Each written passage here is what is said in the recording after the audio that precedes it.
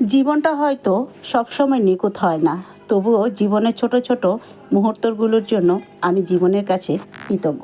আসসালামু আলাইকুম এভরিওয়ান, আশা করি সবাই ভালো আছেন। চলে আসলাম ছোট্ট একটি ব্লগ ভিডিও নিয়ে আপনাদের মাঝে। আজকে আমার বাসায় গেস্ট এসেছে। গেস্ট মানে আমার বাবার বাড়ির লোকজন, আর এরাই আমার পরিবার, এরাই আমার ভালোবাসার সবচেয়ে বড় একটা অংশ। একটা জিনিস কি, পরিবার ছাড়া কখনোই বাঁচা যায় না, কখনোই বাঁচা সম্ভব না। আর বাঁচতে হলে অবশ্যই পরিবার দরকার, আর বাঁচতে হলে পরিবার থাকলে অবশ্যই হাসতে হবে।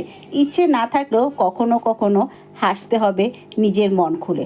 আর বাঁচতে হবে নিজের জন্য, পরিবারের জন্য।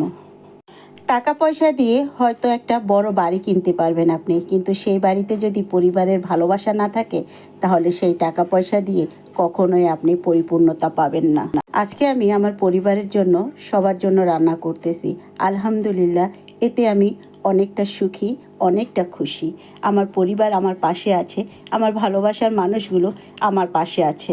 আমার এই ছোট্ট জীবনে আর ছোট্ট মিষ্টি পরিবারে আমার সবচেয়ে বড় সুখ। সৃষ্টিকর্তার কাছে আমি অশেষ অশেষ শুকরিয়া আদায় করি যে তিনি আমাকে সব কিছুর মাঝেও বাঁচিয়ে রেখেছেন পরিবারের জন্য। আলহামদুলিল্লাহ।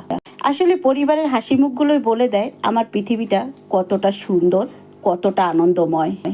এই শুকরিয়া আমি আদায় করেও শেষ করতে পারবো না। আলহামদুলিল্লাহ। আজকে আমি কিন্তু কাঁঠাল রান্না করতেছি। এই সিজনে কে কে কাঁঠাল খেয়েছেন অবশ্যই কমেন্ট করে জানাবেন। আর আমি কিন্তু কাঁঠালটা গরুর মাংস দিয়ে রান্না করতেছি। আসলে আজকে এক একজনের এক একটা আবদার, চেষ্টা করতেছি সবার আবদার রাখার জন্য। আমার কর্তামশাই বলেছে তিনি বুটের ডাল দিয়ে গরুর মাংস খাবেন, আর আমার বোনরা বলেছে তারা শুধু গরুর মাংস কষা কষা খাবে।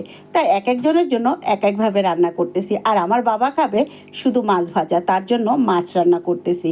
আলহামদুলিল্লাহ, এই ছোট ছোট আবদারগুলোর মধ্যে আমি সুখ খুঁজে পাই, তৃপ্তি পাই। সত্যি বলতে জীবনে এক টুকরো সুখী পরিবার আর শান্তি, এর চেয়ে বড় চাওয়া আর হয়তো কারো কাছে নেই, আর হয়তো পাওয়ারও আশা নেই। আলহামদুলিল্লাহ, আলহামদুলিল্লাহ। তো আমি বুটের ডাল দিয়ে গরু মাংসটা করার জন্য একটুখানি ভেবেছি রসুনের ফোড়ন দিব। তাই তেল ঢালার আগে রসুনটা দিয়ে দিয়েছি, তাই আমার রসুনটা একটু পুড়ে গিয়েছে। কেউ আবার কিছু মনে করবেন না। আর আপনারা এইভাবে রান্না করেন কি না আমাকে অবশ্যই জানাবেন।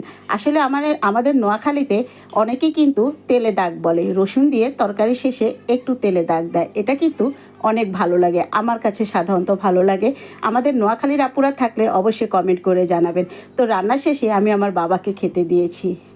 আমার বাবা আবার টাইম টু টাইম খায়, যার জন্য সবার আগে ওনাকেই খেতে দিয়েছি, আর বাকি সদস্যরা আরও পরে খাবে। দুপুরে খানার পর্ব শেষে বিকালে খাবে সবাই মোমো। তাই আজকে সবাই মিলে আবার মোমোর আয়োজন করতেছে। এক একজন এক এক শেপ দিয়ে মোমো বানাচ্ছে। আসলে এখানে সবাই কিন্তু মোমো বানানোর পারদর্শী না, তারপরও যে যেভাবে পারতেছে সে সেভাবেই চেষ্টা করতেছে। আসলে এটাই হলো আনন্দ, পরিবারে সবাই মিলে একসাথে কাজ করার মজাটা এবং আনন্দটা আলাদা। সবাই ভালো থাকবেন, আল্লাহ হাফেজ।